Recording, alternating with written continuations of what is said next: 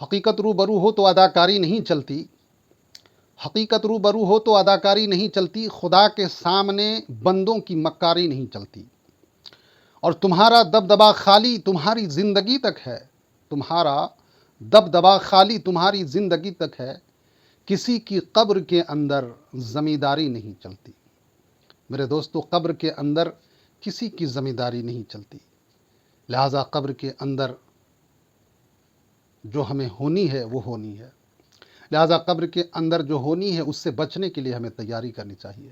میرے آقا صلی اللہ علیہ وسلم نے ارشاد فرمایا، علی 5 کام کر کے سویا کرو، 5 کام کر کے سویا کرو۔ پہلا یہ کام کرو کہ تم 4000 دینار راہ خدا میں صدقہ کر کے سویا کرو۔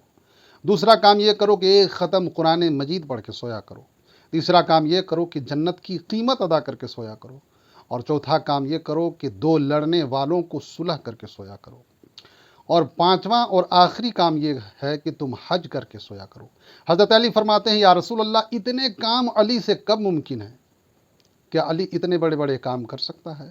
میرے آقا نے فرمایا، اگر نہ کر سکو تو کم سے کم 4 مرتبہ سورۃ الفاتحہ پڑھ کے سویا کرو، رب تعالیٰ تمہیں 4000 دینار صدقہ کرنے کا ثواب عطا کرے گا۔ 3 مرتبہ قل شریف پڑھ کے سویا کرو، تمہیں رب تعالیٰ 1 ختم قرآن پڑھنے کا ثواب عطا کرے گا۔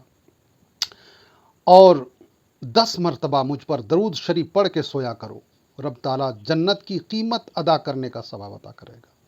اور 2 لڑنے والوں کو صلح کرنے کے لیے 10 مرتبہ استغفار پڑھ کے سویا کرو، 2 لڑنے والوں کو صلح کرنے کا ثواب عطا ہوگا۔ اور 4 مرتبہ کلمہ تمجید پڑھ کے سویا کرو، کلمہ تمجید 4 مرتبہ پڑھو گے، 1 حج کا ثواب عطا کیا جائے گا۔ لہذا میرے دوستو، یہ فرمان مصطفیٰ حضرت علی کے لیے خاص نہیں ہے، بلکہ تمام غلامان مصطفیٰ کے لیے ہے کہ یہ اعمال اگر وہ کریں گے تو یہ ثواب سے مستفیض ہوں گے۔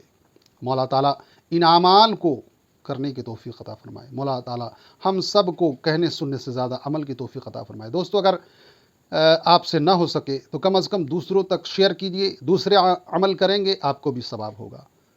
مولا تعالیٰ ہمیں کہنے سننے سے زیادہ عمل کی توفیق عطا فرمائے۔ السلام علیکم ورحمۃ اللہ۔